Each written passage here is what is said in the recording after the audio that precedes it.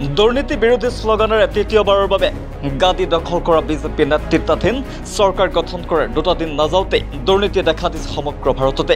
কিছুদিনৰ পূৰ্বে অনুষ্ঠিত হোৱা সৰ্বভাৰতীয় নেট পৰীক্ষাত চৰম দুৰ্নীতি হোৱা বুলি সমগ্ৰ দেশতে এক অভিযোগ উত্থাপিত হৈছে, যাৰ পৰিপ্ৰেক্ষিতত ইয়াৰ বিৰুদ্ধে ওলাই আহি আন্দোলনত নামি পৰিছে সদৌ অসম ছাত্ৰ সন্থাকে ধৰি বিভিন্ন দল সংগঠন। সমগ্ৰ দেশৰ লগতে অসমৰ প্ৰতিখন জিলাতে বিভিন্ন দল সংগঠন ওলাই আহি দৈনিক গঢ়ি তুলিছে তীব্ৰ আন্দোলন।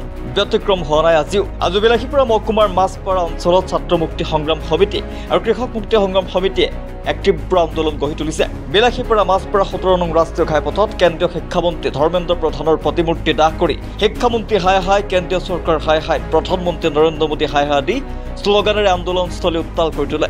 লগে লগে উপস্থিত হয় বিলাসীপাৰা আৰক্ষী। আন্দোলনস্থলীৰ পৰা আন্দোলনকাৰীসকলক বিলাসীপাৰা আৰক্ষীয়ে আটক কৰি বিলাসীপাৰা আৰক্ষী চকীলৈ লৈ যায়। লাখ লাখ ছাত্ৰ ছাত্ৰীৰ ভৱিষ্যতক লৈ হেতালে খেলা কেন্দ্ৰীয় শিক্ষা বিভাগে 18 জুন তাৰিখে UGCৰ নেট পৰীক্ষা অনুষ্ঠিত কৰি 19 জুন তাৰিখে এই পৰীক্ষা বাতিল কিয় হ'ল তাক লৈ প্ৰশ্ন উত্থাপন কৰিছে। চৰকাৰ গঠনৰ দুদিন নহওঁতে আজি এই অৱস্থা। আজি যে ইমান ডাঙৰ বিসংগতি সংঘটিত হ'ল, তাৰ ফলত দেশৰ বহুসংখ্যক ছাত্ৰ ছাত্ৰীৰ ভৱিষ্যতত কাল অমানিশা নামি অহাটো নিশ্চিত বুলি মত প্ৰকাশ কৰিছে আন্দোলন কৰা সংগঠনসমূহে। তাৰ বাবে কেন্দ্ৰীয় চৰকাৰ আৰু ৰাজ্য চৰকাৰ সম্পূৰ্ণৰূপে দায়ী বুলি মন্তব্য প্ৰকাশ কৰাৰ উপৰিও এক উচ্চ পদস্থ তদন্তৰ দাবী উত্থাপন কৰিছে সংবাদ মাধ্যমৰ জৰিয়তে।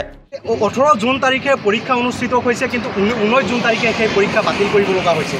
গতিকে এই যি বিসংগতি, আজি চৰকাৰ গঠনৰ দুদিন হোৱাই নাই, দুদিন নহওঁতেই আজি যি অৱস্থা, আজি ইলেকশ্যনৰ আগত নৰেন্দ্ৰ মোদীয়ে কি কৈছিল, ছাত্ৰ ছাত্ৰীৰ ভৱিষ্যতৰ কথা কৈছিল। আজি ক'ত গ'ল ছাত্ৰ ছাত্ৰীৰ ভৱিষ্যতৰ কথা?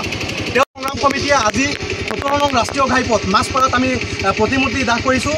কেন্দ্ৰীয় শিক্ষামন্ত্ৰী ধৰ্মেন্দ্ৰ প্ৰধান তেখেতৰ প্ৰতিমূৰ্তি দাহ কৰিছোঁ আৰু সকীয়াই দিব বিচাৰিছোঁ। আৰু এই যি বিসংগতি, শিক্ষা বিভাগত যি বিসংগতি সংগঠিত হৈছে, এই বিসংগতিৰ উচ্চ পৰ্যায়ৰ তদন্ত হ'ব লাগে। উচ্চতম ন্যায়ালয়ৰ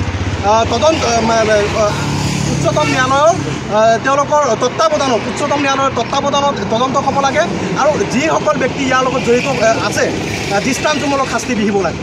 ৰিপোৰ্ট সত্যদা ৰিয়েলিটি।